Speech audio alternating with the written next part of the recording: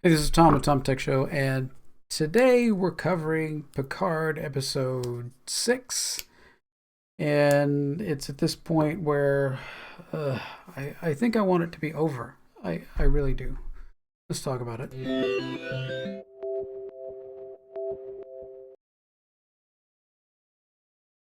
Okay, so we're at Picard episode 6 here, and they're trying to get what's inside of the Soji, or whatever her name is.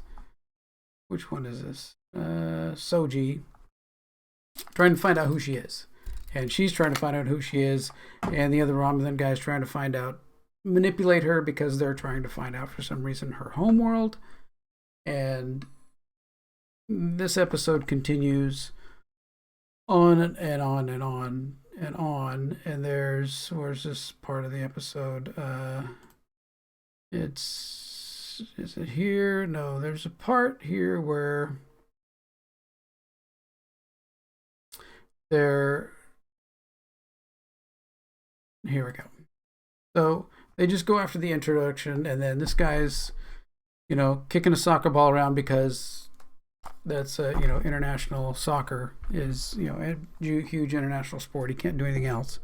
So then, the other doctor comes in, and what's the first thing they do? They're just talking. There's never been any hint of any kind of a relationship or anything else. They immediately just go to this, and boom, and then they're off to the bedroom. I'm like, really? I don't get it. There was no pretense. There was no beginning. There was no starting something. There was no. It's just like boom. Suddenly we're off. Okay, whatever. Thanks for being a kid-friendly family show. There we go again. Not that there weren't relationships in the other Star Treks and some very tame scenes in bedrooms and things like that, but this just continues to be a theme. Everybody's jumping the sack with everybody else at the drop of a hat. So I don't know. This whole relationship between the sister and the whatever is just, it's getting annoying and stuff. And so then we get Rafi, who's got to get them onto the Borg cube. She's half the time now she's just drunk out of her mind because her son, who she left and rejected and didn't pay any attention to when he was growing up, she comes back thinking, hey, everything's going to be happy and fine now because I'm all better. And that doesn't work out. Right. Do you have any sense of reality? Do you have any sense of how relationships work? If you're never there and you suddenly drop back in and say, hey, I want to be 100% in your life after ignoring you for, 25 years or whatever it is, nothing's going to be happy-go-lucky. I don't know why you can't. I mean, this is Star Trek, right? This is the future. I think we've got psychology and everything figured out. You could have known that was not going to go well for you. Easy.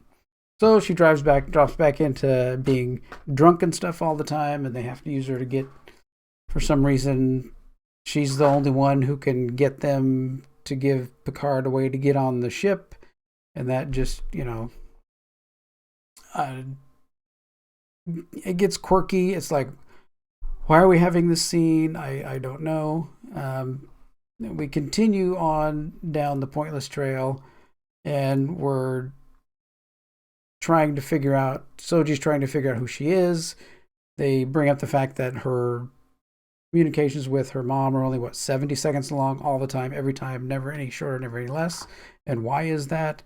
Because mom's not really there. Mom's just a simulation, and that's all they have, or whatever, 70 seconds that they do, or whatever. So, and they do this one thing, I can't find where it is in the episode, where Picard is looking into a screen and at his desk, and they make it so that he's looking at himself as a Borg and on the screen, and then since it's that glass, that projected pane, it lines up with his face, and they take like forever to get that to match up. Seriously, people, go to the people who do the Orville, get their special effects people, bring them over and have them explain to you how to do this, because you obviously don't. And whoever's directing this obviously doesn't know. But this is like, was it like Mandalorian episode 3, I think it was? That was just like, okay, we need to get back to the ship. In the Mandalorian, they need to get back to the ship, but suddenly there's people tearing the ship apart. It goes on this whole journey around just to get back to the ship. And it's just like, okay, we burnt an episode here. So this is the episode where they're basically burning time. And so the Romulan gets Soji into this room where somehow, if you make a room that has a wood pattern line on the floor and some candles, that can reveal everything to you. Okay, and there's different steps of different words for every corner that you make. So how that suddenly happens or how that works. So this is, right now there's like 14 minutes left in the episode. I think this is like at least 10 plus minutes of it is her walking through this thing and everything. And then in the end, somehow he tells her, oh, look up. What do you see? You look up and there's, how do you know to look up? Because they're trying to find out what planet she's on while this is going on. And she looks up and there's a skylight. How did you know there's a skylight? Is there all, everywhere it doesn't have a skylight? It could have just been a roof ceiling, nothing. But somehow, the Romulan guy, Narek, knows how to figure this out, how to tell her to look up.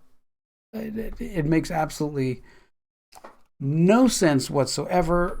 So we continue on. Picard finally gets to and finds Soji, and they're going to get off.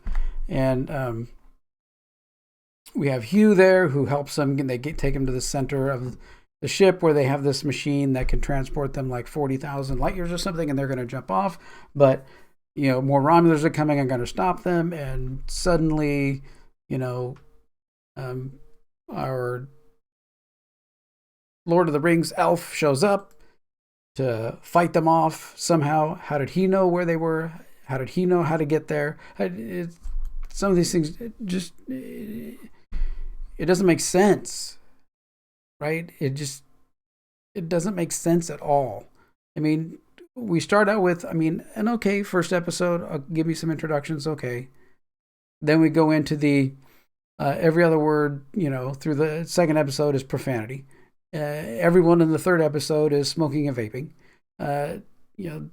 Next episode, then a couple episodes later, 5, we've got an episode of Dexter, not an episode of Star Trek, because there's blood splatter and everything else everywhere.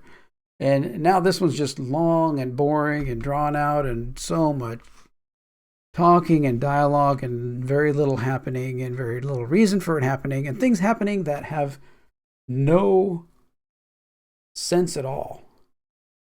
Like how does our elf Romulan suddenly show up at the right place at the right time? He has no idea where they are. And at the end, the one doctor, the Captain Raffi or whoever she is, Raffi, she figures out, oh, they're trying to find their homeworld. So the drunk vaping person is the only one that has enough clarity to say they're obviously trying to extract some information from her, and it must be where her homeworld is. Well, it would be better if you spent part of the episode, take half of the dialogue and everything out of the episode, and then got them back to the ship, and then talked to Soji about what had happened and said, what were they doing? Well, he was trying to help me find out about who I was and where I came from.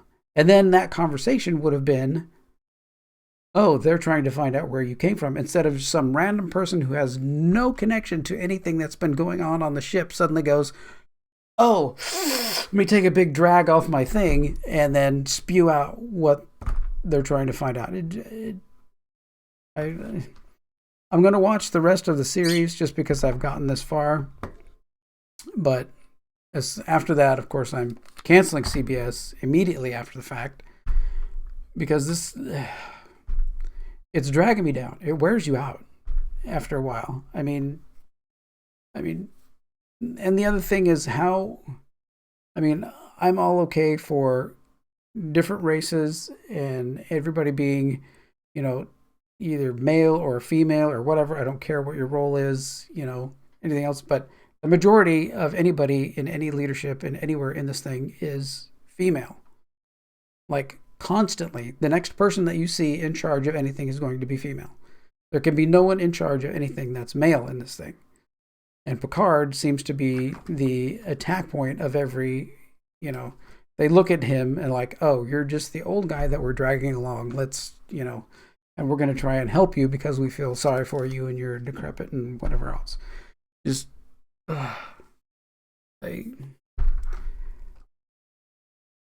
Star Trek was all about inclusionary and, IDIC, infinite diversity, infinite combination. And I love that about Star Trek, that the original Star Trek, I've gone to Star Trek conventions and seen, Nichelle Nichols, Lieutenant Uhura, right? I've seen her up on stage. I've heard her story directly when she was going to leave Star Trek. And she was at a party. I don't know if anybody's heard this. She was at a party. She turned around, bumped into Dr. Martin Luther King at the party.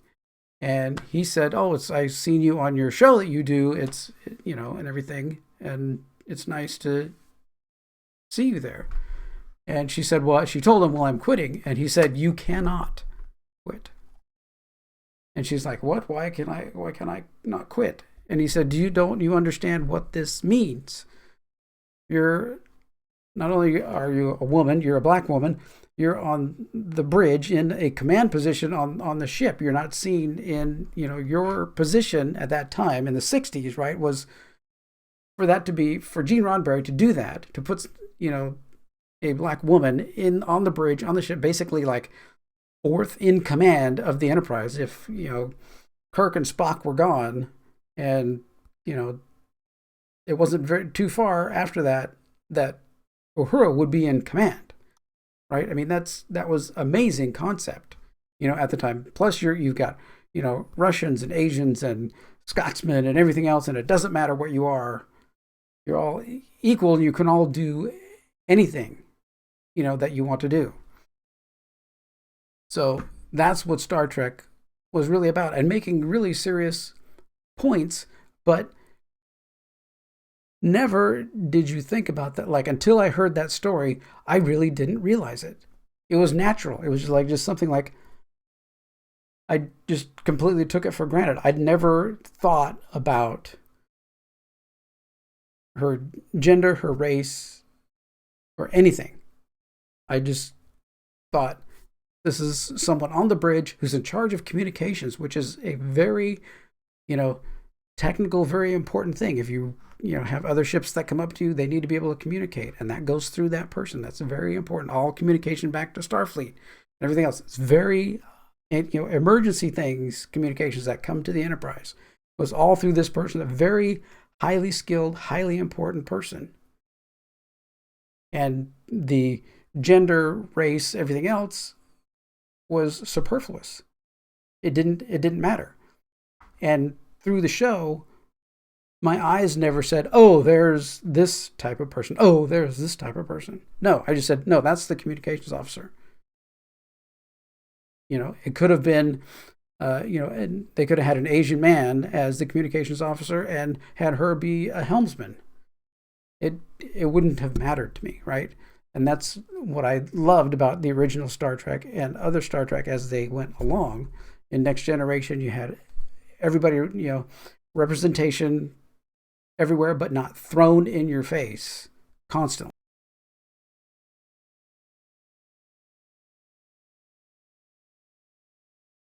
Together, they were not, weren't all female all the time, and they weren't throwing expletives at people.